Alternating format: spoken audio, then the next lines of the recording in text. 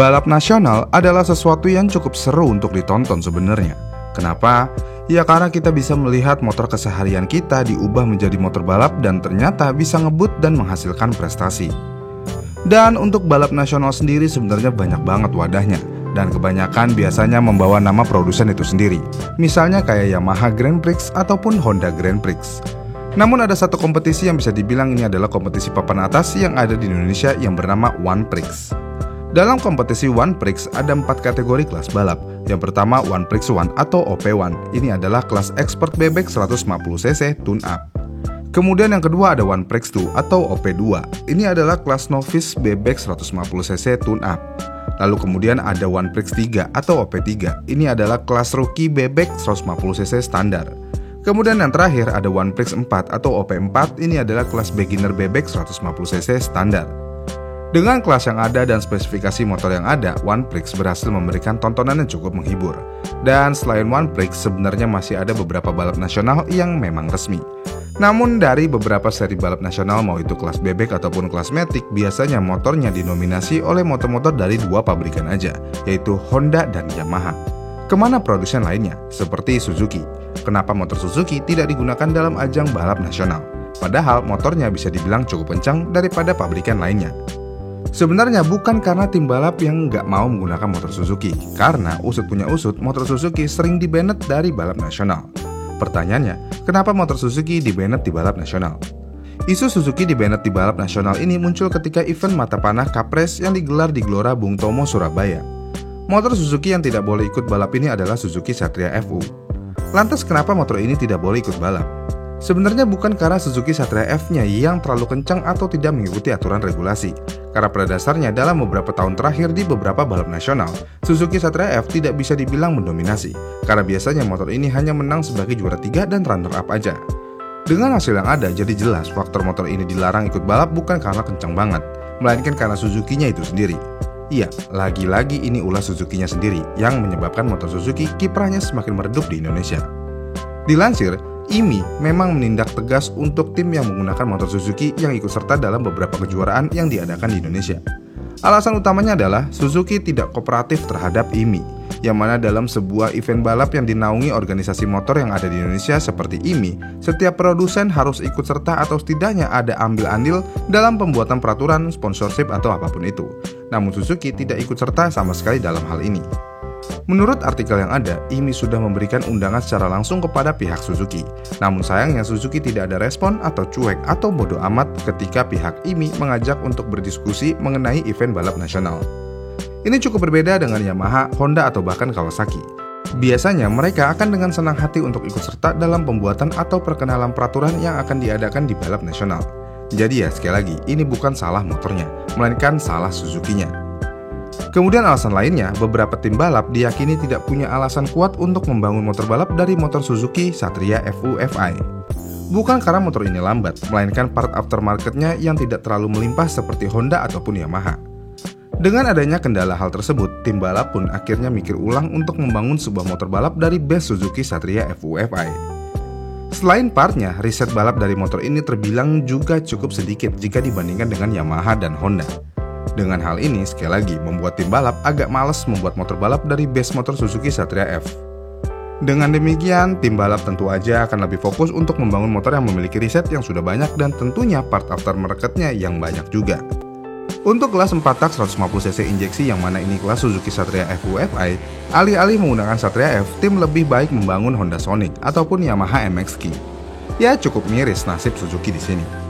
Kemudian selain kelas 150cc-nya, di kelas 125cc-nya Suzuki sepertinya tidak memiliki motor di kelas ini. Dan hal ini menegaskan alasan motor Suzuki jarang terlihat di balap nasional. Paling motor bebek kelas 125cc Suzuki yang memiliki potensi balap hanya ada di Suzuki Shogun 125 Fi. Tapi ya sayangnya motor ini sudah di stop produksi udah lama banget. Dengan demikian boro-boro riset motor ini, spare part aftermarketnya juga susah banget untuk didapat. Jadi ya memang motor Suzuki ini terkenal banget kencang, tapi ya terkadang sulit untuk dibuild ataupun sulit untuk mengikuti balap itu sendiri karena produsennya sendiri, yaitu Suzuki. Kemudian selain itu semua, ada satu motor Suzuki yang potensinya benar-benar luar biasa, yang mana motor ini selalu bisa juara dan selalu mendominasi. Motor ini adalah Suzuki Next. Pada tahun 2017, Suzuki Next ikut serta dalam balap nasional yang ada di Bandung. Kala itu hanya ada satu motor Suzuki Next, dan motor tersebut langsung menang di balapan tersebut. Kemudian di event selanjutnya langsung ada 5 tim yang menggunakan Suzuki Next, dan 5 tim tersebut langsung merebut posisi 1, 2, 3, 4, dan 5 dengan motor Suzuki Next. Dengan Suzuki Next, tim-tim yang menggunakan Honda Beat, Scoopy, dan lainnya tidak bisa berbuat banyak. Kok bisa Suzuki Next mendominasi balapan seperti itu? Oke, jadi kelas yang diikuti ini adalah kelas Matic dengan maksimal cc 113 dari bawaan pabrik, dan mesinnya tidak boleh diutak-atik. Namun kaki-kaki ataupun CVT boleh dimodifikasi. Lalu apa yang membuat Suzuki Next ini ngebut? Jadi menurut berita yang ada, Suzuki Next ternyata memiliki mesin yang jauh lebih unggul, yang mana Suzuki Next memiliki diameter di 51,0 dan stroke-nya di 55,2 mm dengan isi silinder 113 cc yang bisa menghasilkan kompresi 9,4:1 dengan tenaga maksimum di 9,4 PS di 8.800 rpm dengan torsi maksimum di 8,7 Nm di 6.500 rpm. Ini cukup berbeda dengan pesaingnya, katakanlah Honda Beat. Honda Beat memiliki diameter di 50 dan stroke di 55 mm dengan volume mesin 108 cc. Untuk kompresinya sendiri ada di 9,2:1 yang bisa menghasilkan daya maksimum di 8,52 PS di 8000 rpm dan torsi maksimumnya di 8,68 Nm di 6500 rpm. Dengan adanya perbedaan spesifikasi dasar ini tentu aja membuat posisi Suzuki Next akan selalu berada paling depan jika dibandingkan dengan merek lain. Dengan demikian, tim lain pun yang tidak menggunakan Suzuki Next mengajukan protes untuk membanet Suzuki Next di kelas ini dan mengajukan untuk membuat kelas baru agar Suzuki Next bisa bersaing sendiri. Hasil akhirnya adalah motor Suzuki Next akhirnya dibanet dalam kejuaraan tersebut. Benar-benar dianaktirikan banget ya Suzuki ini. Padahal secara harfiah Suzuki Next masuk dalam regulasi dan kategori 113cc bawaan pabrik. Namun ini baru standaran aja, gimana kalau udah di bore up motor ini? Ya tentu aja kalau sudah di bore up Suzuki Next memiliki potensi yang cukup luar biasa. Kita ambil contoh nih, jika Suzuki Next di bore up menggunakan piston berdiameter 57 mm dan sehernya diberi dom 3,5 mm dengan tingkat mendem piston saat TMA 0,3 mm atau dalam packing block terpasang, ini akan membuat kompresi motor ini langsung menjadi 10:1. Apakah mesinnya kuat menahan kompresi setinggi ini? Tentu aja kuat, karena konstruksi head dari Suzuki Next hampir sama dengan Suzuki Shogun lama, yang mana headnya punya model squeeze dalam. Dengan bore up tipis-tipis aja, motor ini bisa langsung mendapatkan kompresi yang tinggi. Gimana kalau klepnya diganti, misalnya pakai Sonic yang berukuran 27/23 mm, dengan diameter batang klep 5 mm? Ya makin-makin. Tapi ya sayangnya, walaupun memiliki potensi yang sangat besar, sekali lagi, motor Suzuki kebanyakan dilarang dalam event balap nasional. Dan sebagian besar hal ini sayangnya karena ulah Suzuki-nya sendiri. Padahal Suzuki bisa memanfaatkan hal ini. Kita bisa ambil contoh Yamaha Jupiter Z. Tanpa adanya road race kala itu yang didominasi Jupiter Z, mungkin Jupiter Z tidak akan se-ikonik saat ini. Dan mungkin MX King tidak akan lahir dengan DNA balap yang kuat. Jadi ya, Suzuki sebenarnya menyia-nyiakan kesempatan ini. Dan Suzuki emang harus kita akuin, udah kepusingan sendiri dalam hal penjualan. Jadi ya boro-boro untuk urusin beginian, mendingan mikirin penjualan aja.